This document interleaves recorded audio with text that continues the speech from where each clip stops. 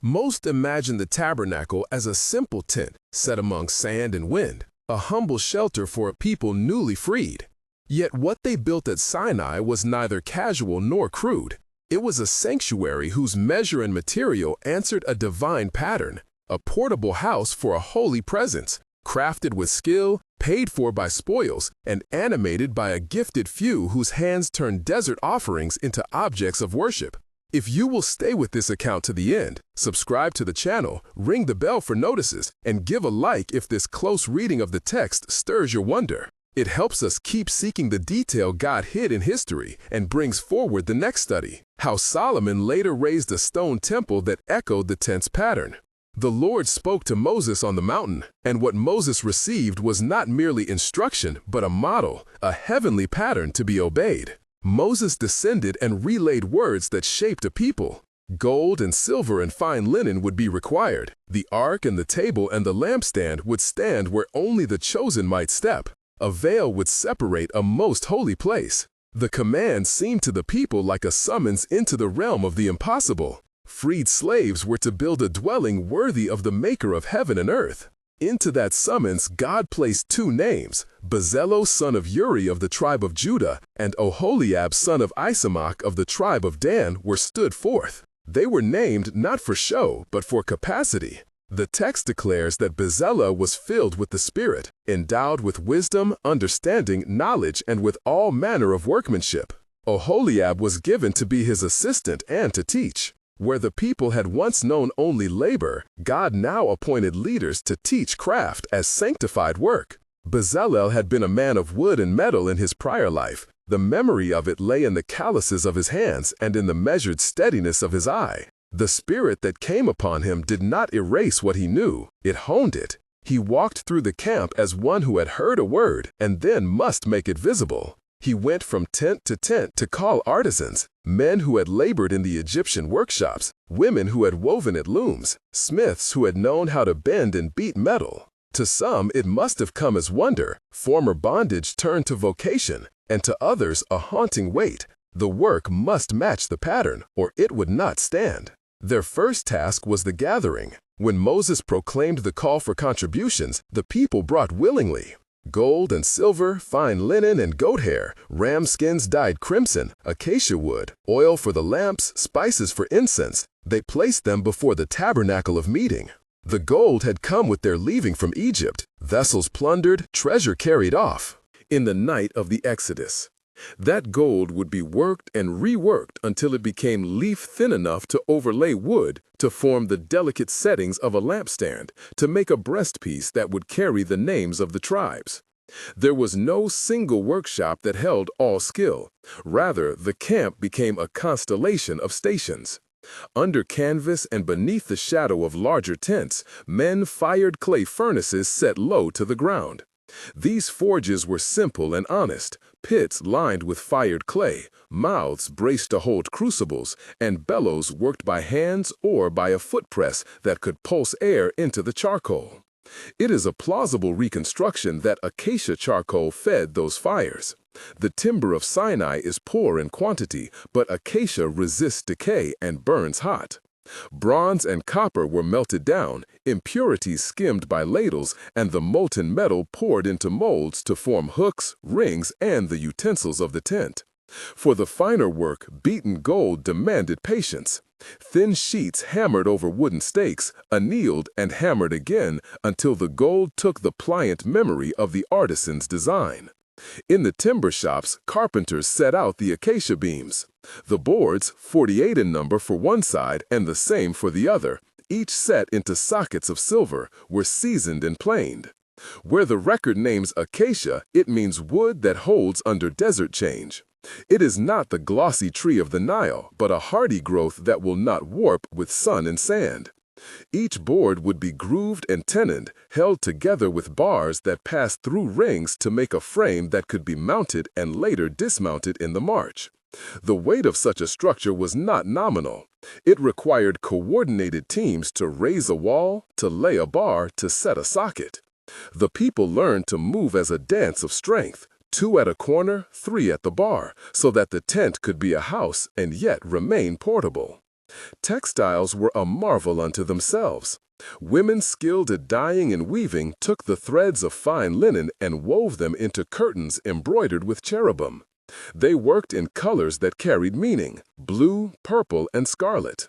The shades were produced by careful work: mollusks and shells for a particular sea blue. Murex-like dyes rendered a purple that would not fade easily, and crimson from various plant sources that required mordants and patience. The weavers worked looms held steady on the ground. Their fingers moved in patterns taught perhaps across generations. Where we can only infer technique, the outline remains: twisting, spinning, wounding of thread, and tension applied to make the warp hold while the weft carried the image of a cherubim. These embroidered figures were not mere decoration. They were the sign that even woven fabric could be taken into the service of the sacred. Human craft could speak of the divine. Bezalel's teaching was not only demonstration, but metaphor. Work as one.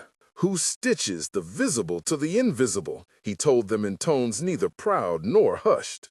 He would stand beside a young smith and show where the blow must fall, where the hammer should rest, how to feed air without letting ashes choke the flame.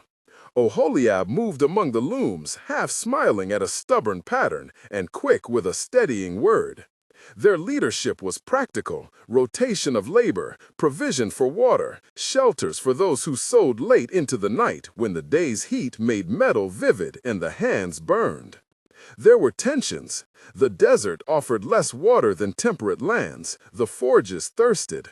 Tools broke, and even the brightest artisan met a stubborn knot in a piece of wood that would not yield. Worn feet and raw palms showed the cost.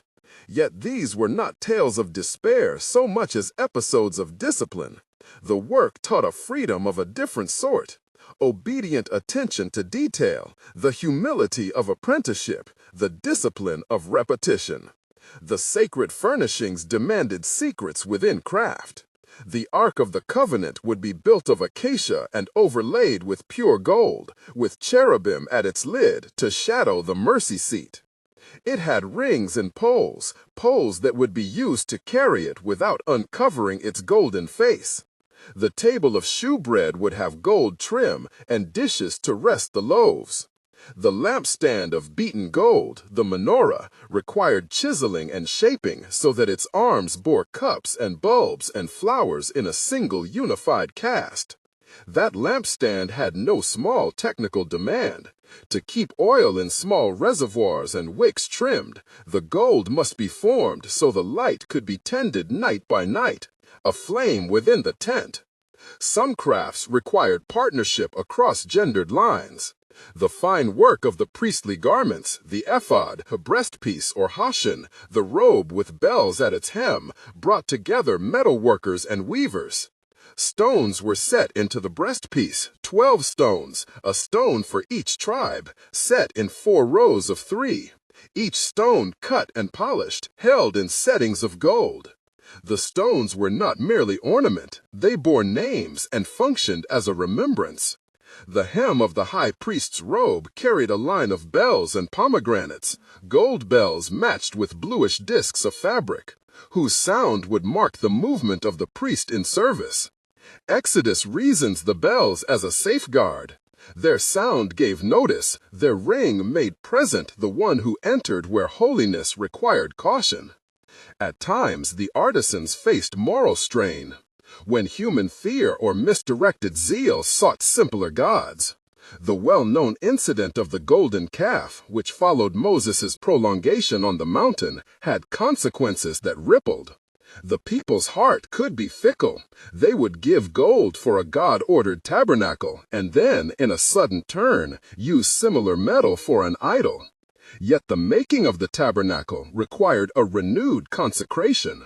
Bezalel and Oholiab stood near as souls returned to work. There was to redirect hands from vain fabrication to a work of obedience. The camp needed to remember that materiality could house the divine only when shaped by faithfulness. Assembly was choreography. After months of work, the pieces lay ready. The curtain screens folded, the posts hewed, the sockets purged of sand, the vessels cleaned and wrapped. The Levites, charged with the service of the tabernacle, learned the steps. The tent of meeting had a sacred order: outer court, the holy place, and the holy of holies. Within that inner chamber, the ark would rest, and it was there that even the breath of a man had to be careful. They practiced the raising as soldiers practice a siege engine: a survey of the ground, a fitting of posts, a lining of the curtains, a careful placement of the boards into their silver sockets so that the frame would stand true. Men and women lifted together, for the task exceeded the reach of one hand.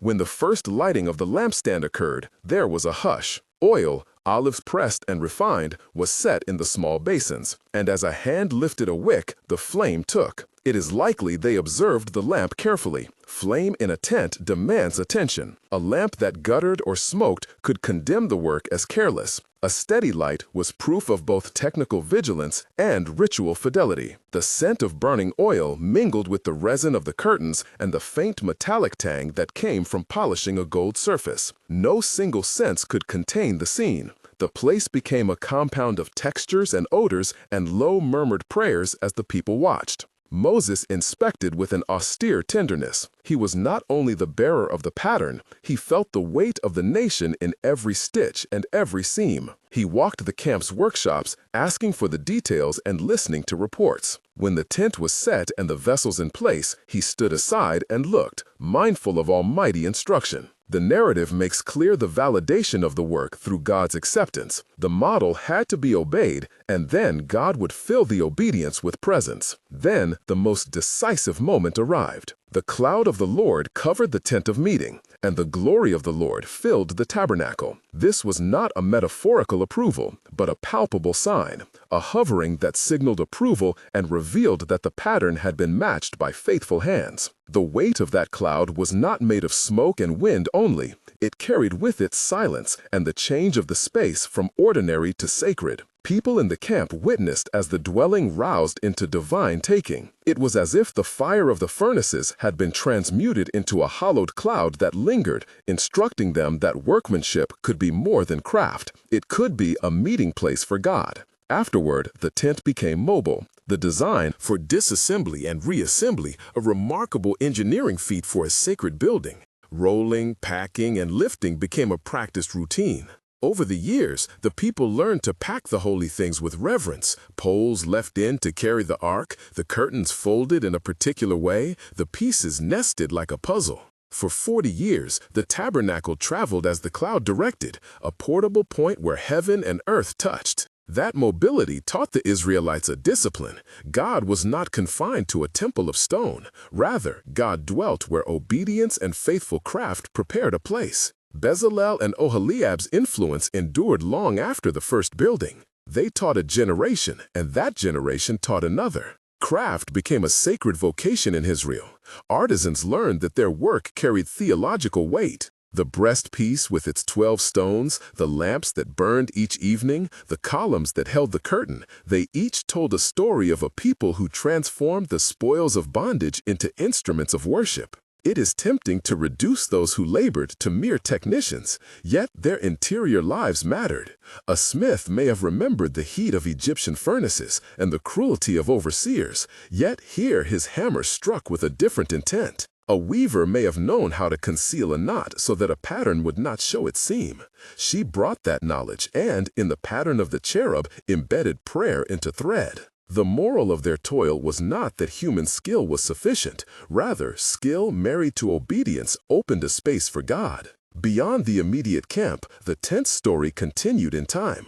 Centuries later, Solomon, building a permanent house in Jerusalem, would echo the tabernacle's pattern in stone: columns, inner sanctum, sacred vessels, bringing the portable into permanence. But in the Sinai moment, there remained a singular intimacy, a tent made by the hands that would carry it, a cloud that would attend its assembly, a people learning to be custodians of holiness. There were quieter moments often overlooked. At dusk, when the work ceased for the day and the stars cut clear in the desert air, men and women sat with their hands blistered and their spirits full. Children might run about the camp's edges and point at a gleam of gold beneath a shroud, asking what it was. "A box for the Lord," a mother would answer.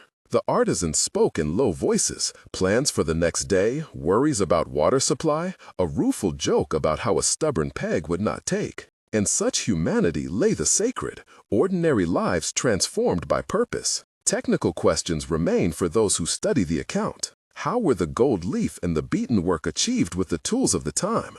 How did they produce the deep purple and the strong blue that embroidered the curtains? Scholars offer plausible reconstructions: soft hammers and stakes for beating gold, annealing between blows, dyeing with mollusk dye for purple, and with whatever local plant or mineral could produce a steady blue when fixed with a mordant.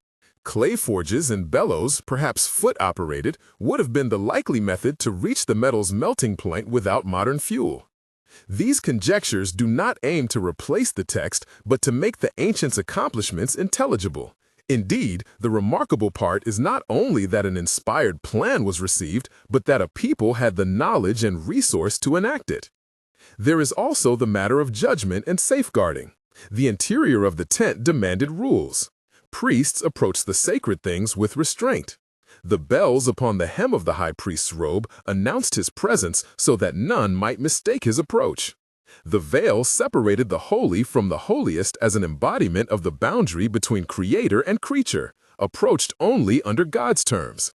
In the narrative, these restraints are not mere legalism. They are expressions of reverence that protect both humanity and the sanctity of worship. As months gave way to years, the tent's maintenance became a rhythm. Rebeat the gold that had begun to darken, reweave a curtain frayed by sand, refill the oil for the lamps, learn a new apprentice the exact tuck that keeps a cherub's wing from drooping. These are humble labors repeated with devotion. The cloud's presence was not a static reward, but a call to ongoing fidelity.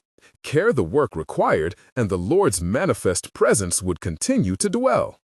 When the cloud lifted, the camp moved. There was sorrow in each disassembly, because to take down a home is to fold memory into cloth. There was also joy in the march, a visible sign that God had not been bound to a place but chosen to travel with a people. The craft that made the tabernacle thus shaped a theology of journey. Holiness, not immobile, but companionate. In the end, the Sinai tabernacle is a testimony to a truth both simple and profound. God calls ordinary labor into holiness by giving a pattern, by gifting craftsmen, and by inhabiting what obedience makes.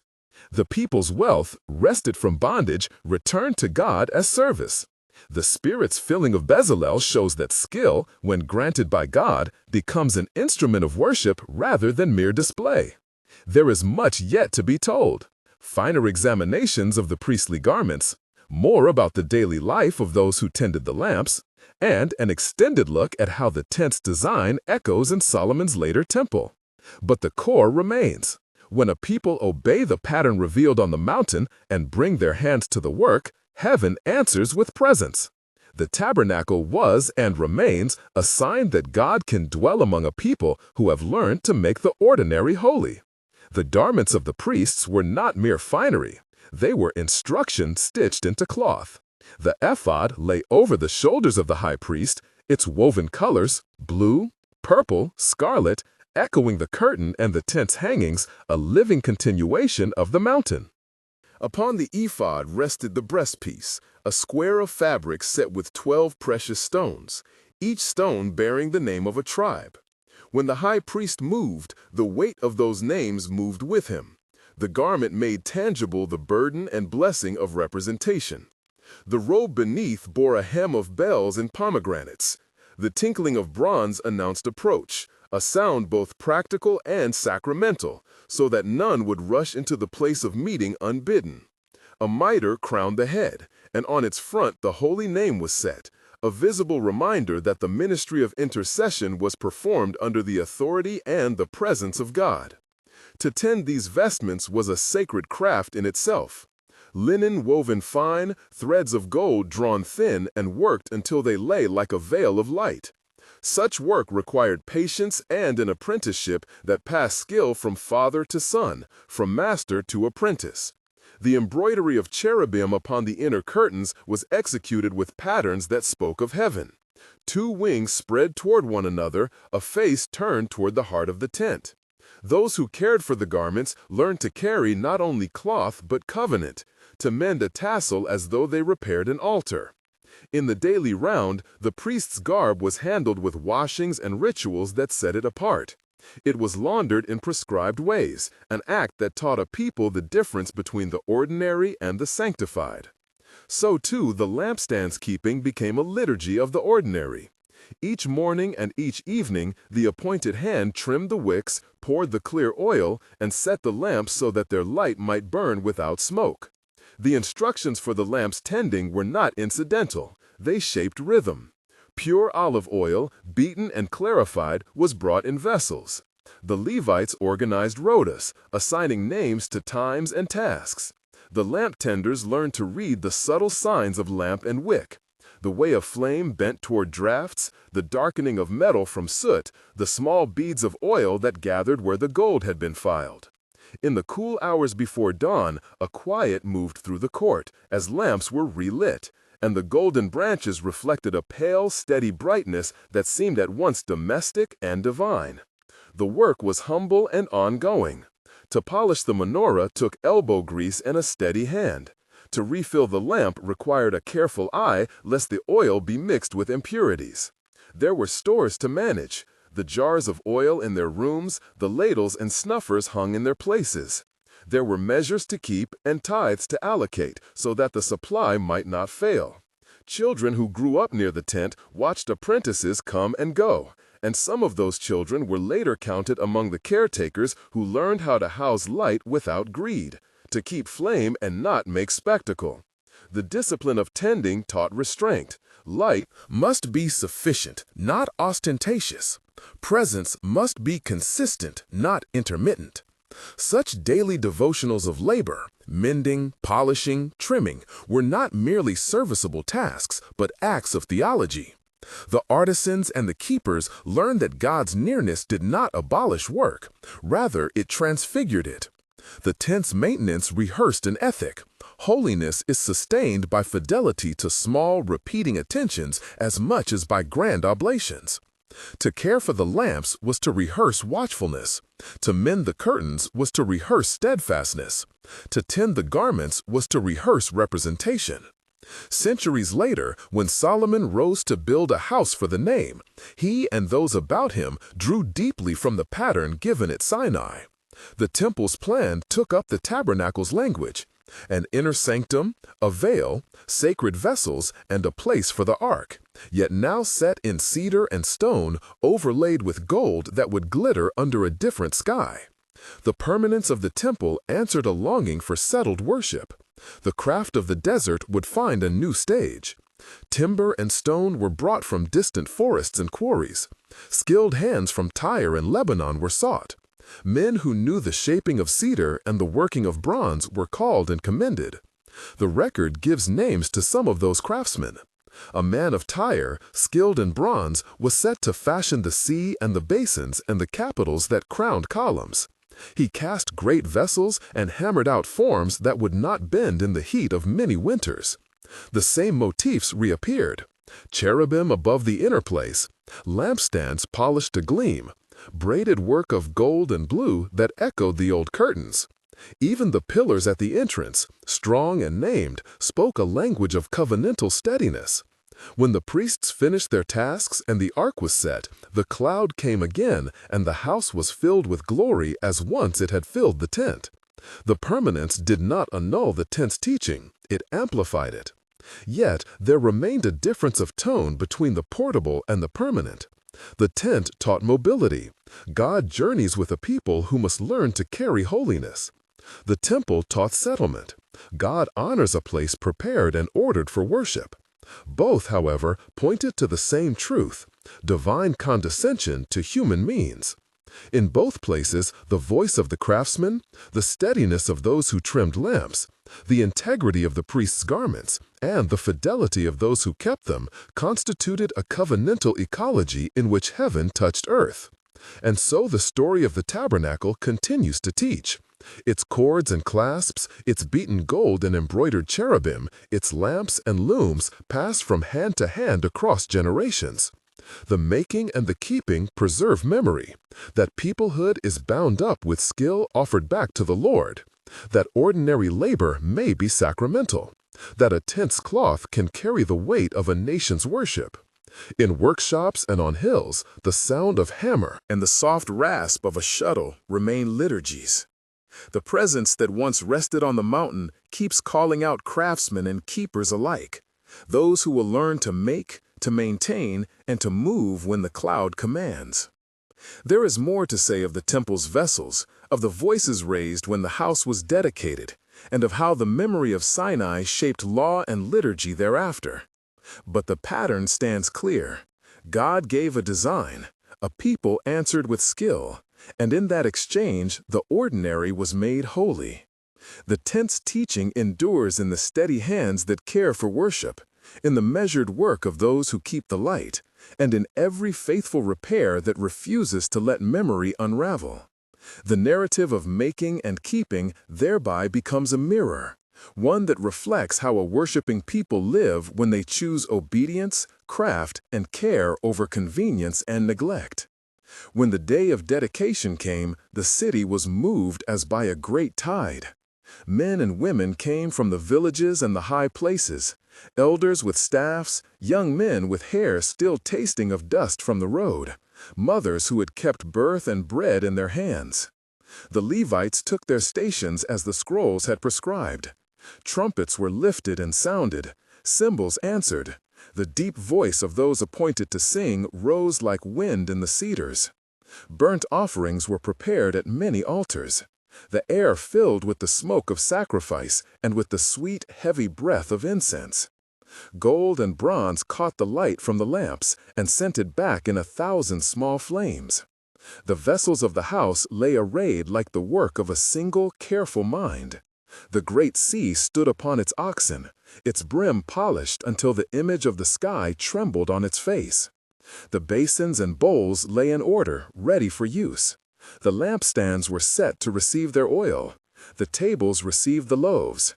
Every hook, hinge, and clasp had been smitten and smoothed until nothing of the making would distract from the making's end. Over the inner place, the carved cherubim spread their wings, neither speaking nor moving, and yet their forms commanded reverence. The veil hung, a boundary of mystery and mercy woven with blue and purple and scarlet. Then Solomon stood before the assembly and lifted his voice. He did not speak of workmanship alone, though he remembered the hands that had fashioned cedar and gold. His words were a summons from the heart of a man who knew that a house could shelter more than timber and gold. It could centralize the prayers of a people. He called upon the name. He begged that the Lord who had walked with their fathers in tents would now incline his ear to this place.